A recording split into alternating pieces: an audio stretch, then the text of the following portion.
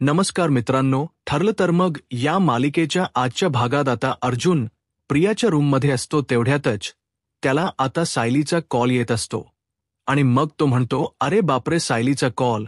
तो खूपच घाबरलेला असतो कारण सायली जर इथे आली तर मला खूप प्रश्न विचारेल या भीतीने.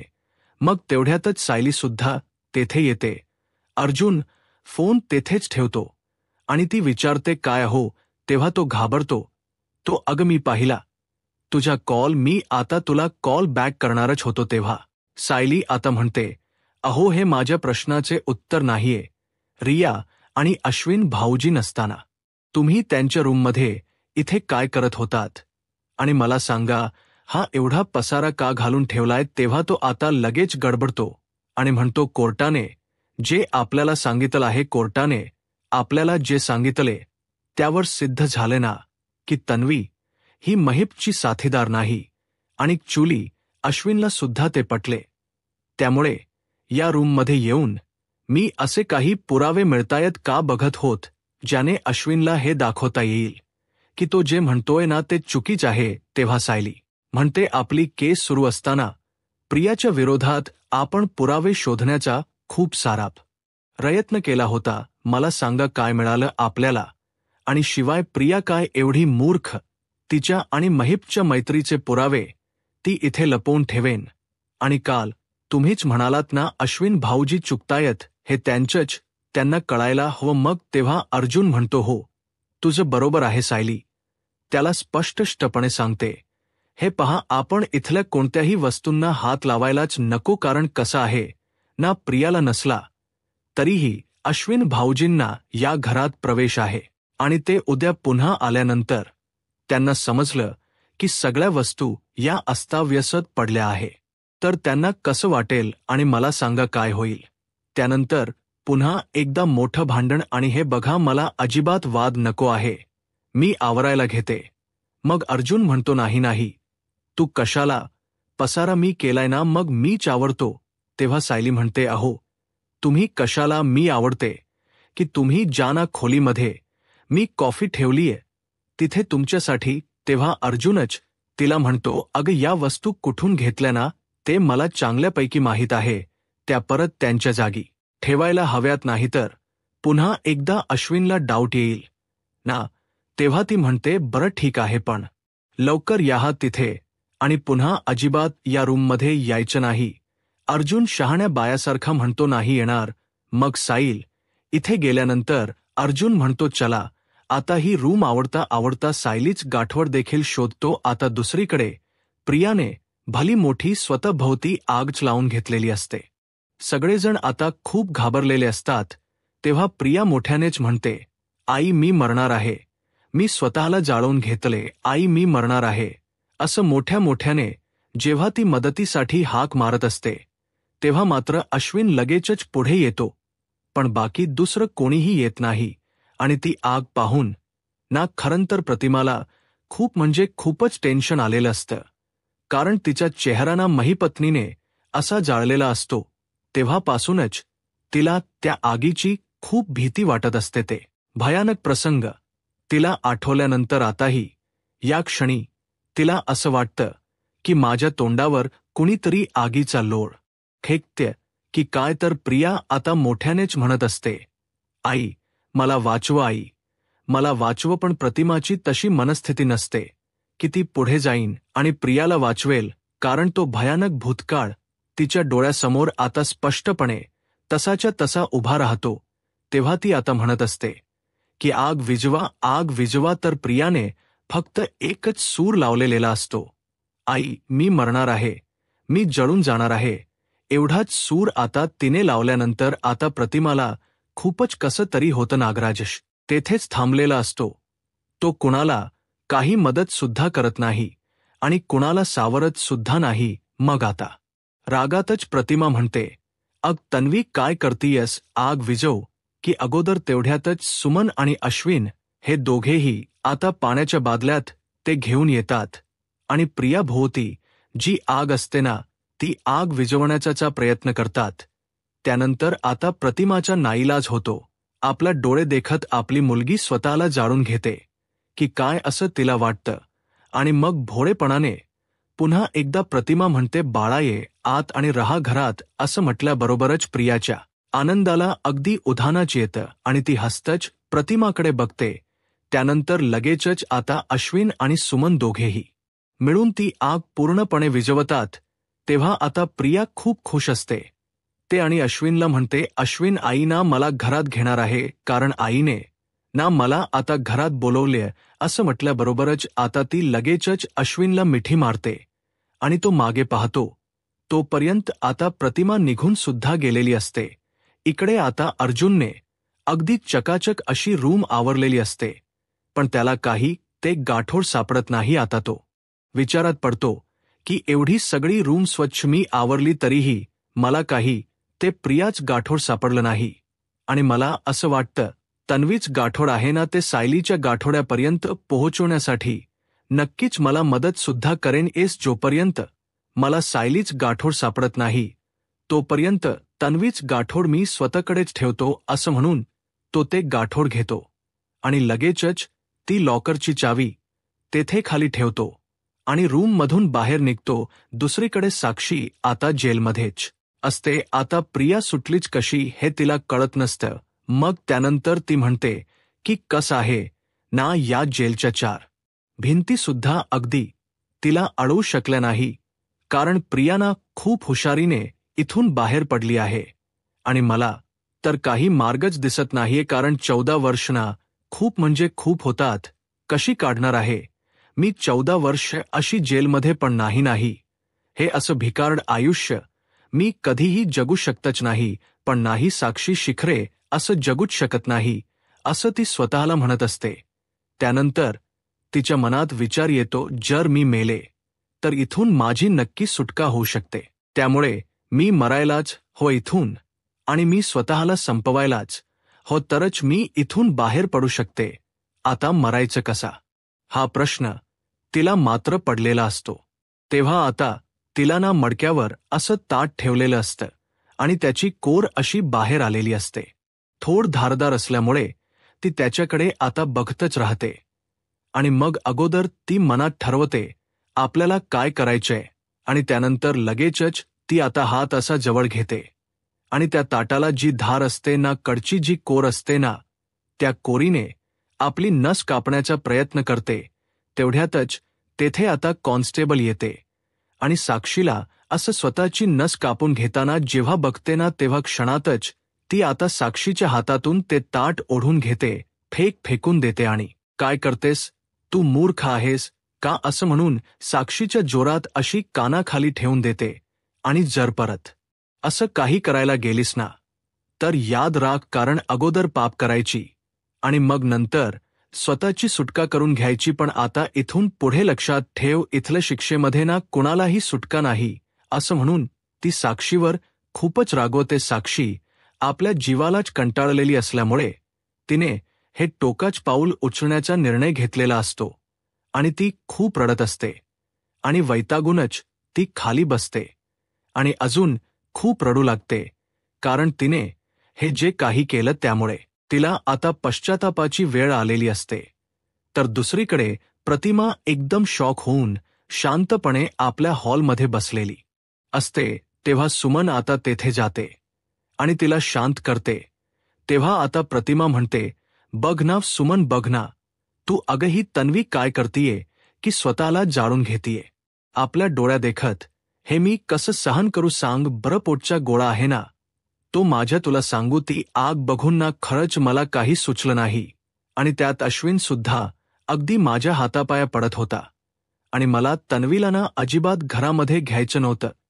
पण या सगळ्यामुळे ना खरंच खूप नाईलाज झाला माझा. तेव्हा सुमन म्हणते, शांत व्हा, शांत व्हा. मग आता लगेचच प्रतिमा विचारते, पण आता यांना मी काय उत्तर देऊ सुमन? मग आता सुमन म्हणते की वहिनी कळतच नाही, कारण एकदा का भाऊजींना तन्वी समोर दिसली ना तर भाऊजी खरंच खूप चिडतील आणि त्यांच्या तन्वीवरचा राग किती टोकाचा आहे हे आपल्या सर्वांनाच माहीत आहे.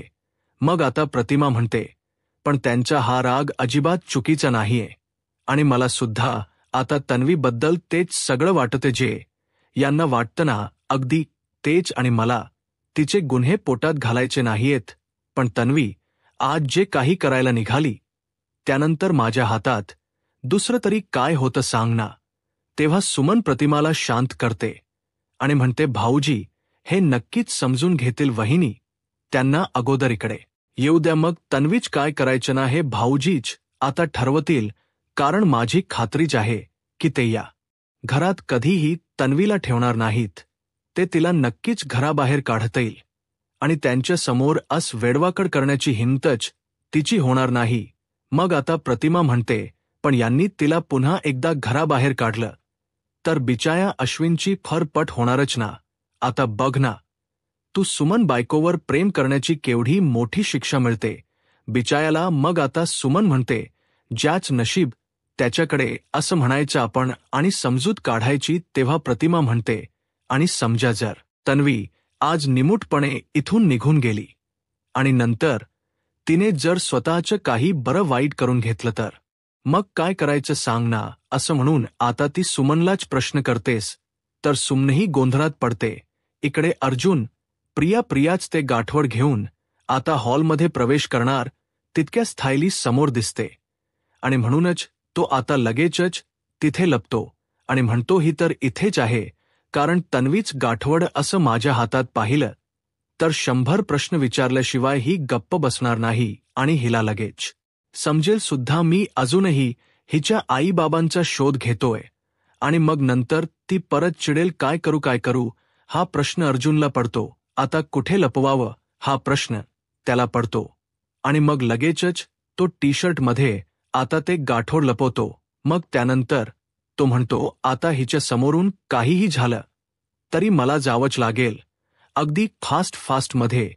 त्यामुळे आता तो काय करतो तर लगेचच ते गाठोड व्यवस्थित असं लपवून सायलीला न दिसता 1 2 3 असं म्हणतो आणि come on Arjun, come on असं म्हणून धावत असच तो आता लगेच जिन्याने वर जायला निघतो. त्याच वेळी सायली आतात याच्याकडे बघते आणि म्हणते, अहो काय चाललंय तुमचं अर्जुन. मग खूप घाबरतो आणि म्हणतो की काही नाही, कॉफी ना घेतो, मी कॉफी रूममध्ये आहे ना. सायली म्हणते, अहो ती कॉफी नका पिऊ, आता मी गरमागरम कॉफी तुमच्यासाठी ना घेऊन येते. तेव्हा अर्जुन म्हणतो, ठीक आहे असं म्हणून तो रूममध्ये जातो. तर आता अर्जुन एवढी घाई का करत असेल हा प्रश्न सायलीला पडतो. ती म्हणते, नक्की काय झालं असेल, यांना हे एवढी घाई का करत असतील कळतच नाही. आणि मला तर असं वाटतं ना की ऑफिसला जायलाच उशीर झालेला दिसतोय. असं म्हणून ती पुन्हा एकदा किचनमध्ये जाते आणि स्वयंपाक करू लागते. तर दुसरीकडे प्रतिमाला आता खूपच टेन्शन आलेलं असतं की रविराज आल्यानंतर आता होणार काय. मग आता ती अगदी शांत हॉलमध्येच उभी असते. रविराजची देखील वाट बघू लागते. तेवढ्यातच सुमन तिच्याजवळ जाते आणि म्हणते, वहिनी अहो भाऊजी अजून कसे आले नाहीत. तो तेव्हा त्यांचा मेसेज आला होता, ते थोड्या वेळात पोहोचतायत असं प्रतिमा सांगते. रविराज आता लगेचच घरी येतो. आता घरी आल्या तो प्रतिमाकडे बघतो आणि विचारतो, काय प्रतिमा जरा पाणी आणतेस का. तेव्हा ती जरा घाबरतच म्हणते, हो येते, हा घेऊन. तेव्हा ती आता त्याला पाणी देते शांतपणे.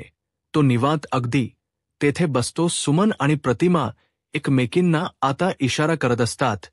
तेव्हा लगेचच प्रतिमा आता मनात सगळे शक्ती एकटवते आणि म्हणते, ऐका ना हो.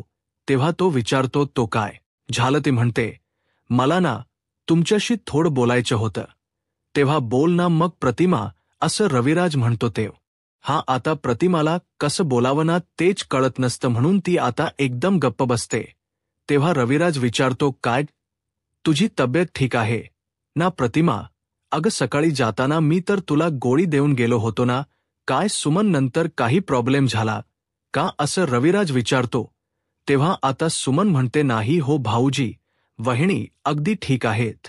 तेव्हा तो म्हणतो, काय झालं मग बोला की. तेव्हा आता ती काहीतरी सांगणार तेवढ्यातच प्रिया पुढून येते आणि म्हणते, अगाई मी तुझ्या कपाटात ते ठेवलं होतं. असं म्हणून ती समोर रविराजला बघते आणि एकदमच गप्प होते आणि घाबरते. समोर प्रियाला पाहून रविराजच्या पायाखालची जमीनच सरकते आणि तो धक्क्याने क्षणातच उठतो आणि भामट्या प्रियाकडे बघू लागतो आणि त्याला आता प्रचंड राग आलेला असतो.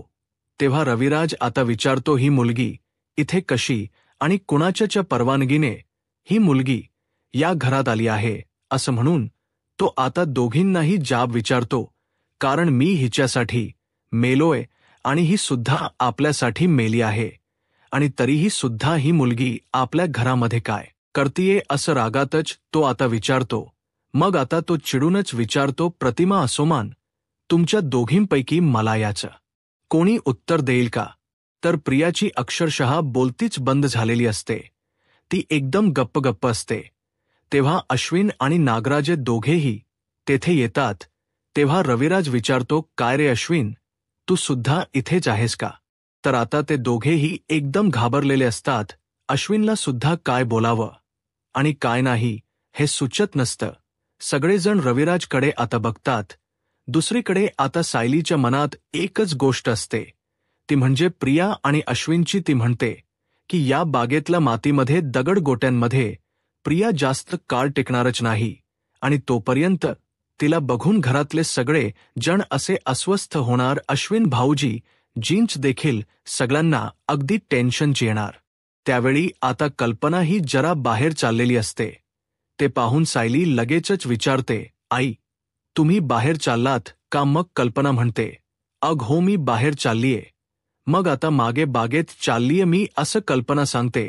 तेव्हा सायली मनात विचार करते, अगोदरच अश्विन भाऊजींच हे दुःख बघून आईंना त्रास होतोय, आणि जर ते दोघे बागेत राहत आहेत तिथे असा तंबू भरून हे जर आईंना समजलं तर काय करायचं, हा प्रश्न सायली समोर उभा राहतो. दुसरीकडे अर्जुन आता ऑफिसची तयारी करत असतो आणि म्हणतो, अरे वाह, प्रिया तर खूपच हुशार आहे, कारण आता मधुभाऊंच्या घरातून लगेचच स्वतःच गाठोड पळवायचं आणि दुसरं गाठोड गायब करायचं हे फक्त आणि फक्त नवीलाच सुचू शकतं.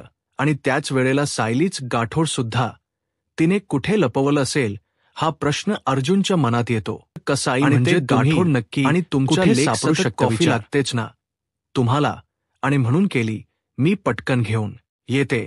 हा तेव्हा कल्पना म्हणते, सायली, तू ना मला त्या अर्जुनच्या पंक्तीमध्ये ना अजिबात बसवू नकोस, कारण अशी अवेळी कॉफी ना मी कधी म्हणजे कधीच घेत नाही, असं म्हणून ती हसते आणि लगेचच जाऊ लागते.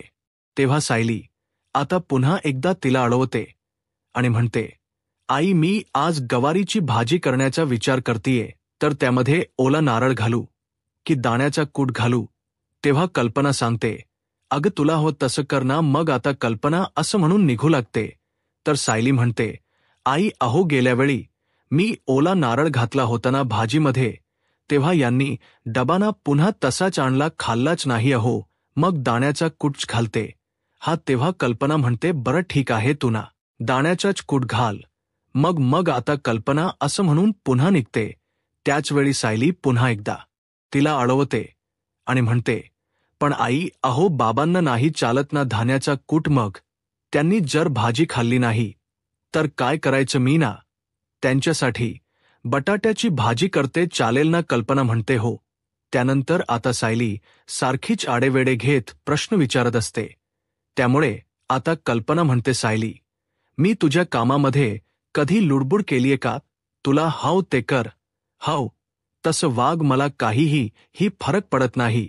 अग सायली, तू जे करते ना ते चांगलंच करते, असं म्हणून कल्पना तिला धीर देते आणि म्हणते, तुझ्या आवडीचं बनव, तू एवढं टेन्शन घेत जाऊ नकोस. मग आता सायली म्हणते, बरं ठीक आहे आई, असं म्हणून आता ती जायला निघते.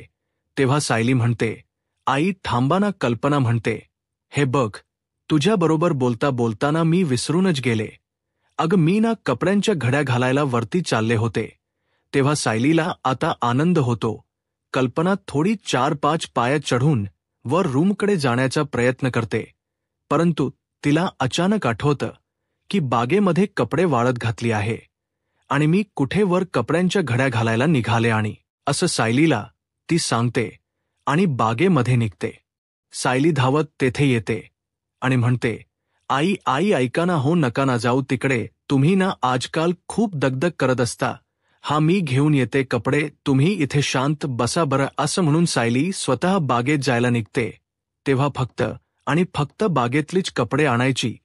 त्यात दगदग कसली? तुझी काम उरकून घे ना, असं कल्पना तिला म्हणत असते. पण सायलीना ऐकतच नाही. ती स्वतः आता कल्पनाला समजू नये यासाठी स्वतः बागेत जाते. तर आता दुसरीकडे प्रिया म्हणते, बाबा ॲक्च्युली ते काय झालं? तेव्हा आता कोणता बाबा? कोण बाबा?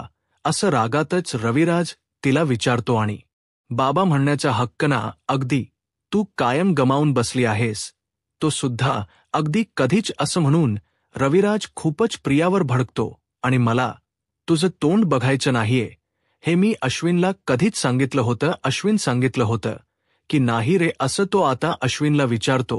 पण आता प्रिया पुढे अश्विनचाही नाईलाज होतो आणि तो अक्षरशः काहीच बोलत नाही. त्यानंतर अश्विन म्हणतो, हो काका, मी तिला सांगितलं होतं आपण इकडे नको जाऊयात, पण ती आली, मी तरी काय करू? तेव्हा रविराज म्हणतो, काय ग, तुला सांगितलं होतं ना या घरात एंट्री करायची नाही, कारण या घरात आपल्याला कोणी राहू देणार नाही, हे कळण्याची साधी अक्कल सुद्धा नाहीये का तुला? तर प्रिया आता खूपच घाबरते आणि एकदम खाली मान घालून उभी राहते. नागराज देखील रागातच प्रियाकडे आता बघत असतो. इकडे सायली आता बागेमध्ये येणारच असते समोर. तिला टेंट दिसत नाही आणि ती म्हणते, अरे बापरे, अश्विन आणि प्रिया भाऊजी नक्की कुठे गेले? कारण मघाशी तर प्रिया एवढी गाढ झोपली होती की ती इथून अर्धा दिवस तरी हलणार नाही असं वाटत होतं. पण अचानक हे कुठे गेले असतील? मग त्यानंतर आता बापरे, ही माहेरी तर नाही गेली ना? तिच्या असा सायलीला प्रश्न पडतो. तेव्हा तिला आता टेन्शनच येतं, कारण आता इथे आई बाबांना तर त्रास दिलाय आणि तिथे जाऊन आता ती लगेचच रविराज काका आणि प्रतिमा आत्याला त्रास देणार, या विचाराने सायलीच डोकंच फिरत आताही ना तिथलं वातावरण खराब सुद्धा करायला जाईल. आणि या सगळ्याचा प्रतिमा आत्यांना त्रास झाला तर नाही, मला ना लगेच तिकडे जायला हवं असं म्हणून ती तिकडे जाण्याचा आता विचार करते. तर आता मित्रांनो, पुढील भागामध्ये रविराज म्हणतो, प्रतिमा तू हिला जायला सांगणार आहेस की नाही? मग आता प्रतिमा म्हणते, आज मी हिला जायला सांगितलं, उद्या तिने स्वतःच्या जीवाचं बरं वाईट करून घेतलं तर काय करायचं मग आपण? कारण काहीही झालं तरीही आपली मुलगी आहे. रविराज मोठ्याने म्हणतो, किती वेळा सांगू, अगं काहीही झालं तरी ही माझी मुलगीच नाहीये. तेव्हा प्रिया आता खूपच घाबरते. दुसरीकडे अर्जुन, सायली प्रतिमाकडे आलेले असतात आणि प्रतिमाचा चेहरा असा पडलेला दिसत सायली विचारते, काय झालं?